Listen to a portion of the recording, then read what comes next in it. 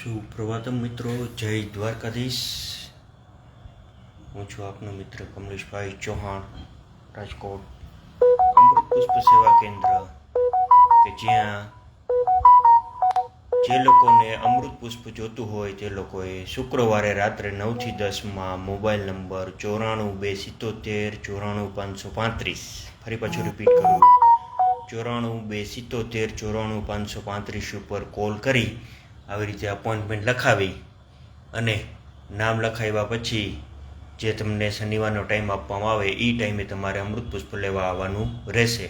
રાજકોટ સેવા કેન્દ્ર ઉપરથી ફક્ત ને ફક્ત શનિવારે એક જ વારે વિતરણ કરવામાં આવે છે, જેની દરેક દર્દીઓએ, દરેક મિત્રોએ ખાસ નોંધ લેવી।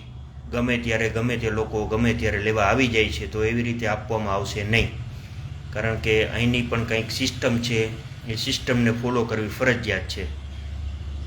આજે શનિવાર છે, આજે મારે બપોર પછી બહારગામ જવાનું છે, તો આજે મેં સવારમાં વિતરણ રાખ્યું છે।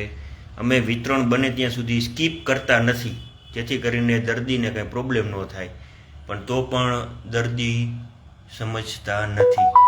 એટલે મહેરબાની કરીને એક નમ્ર અપીલ કે અમૃત પુષ્પ જોઈતું હોય તો શુક્રવારે રાત્રે 9 થી 10 આપેલ મોબાઈલ નંબરમાં ફોન કરી અપોઇન્ટમેન્ટ લખાવી અને શનિવારનું જે તમને ટાઈમ આપીએ એ ટાઈમે જ તમારે લેવા આવવાનું રહેશે।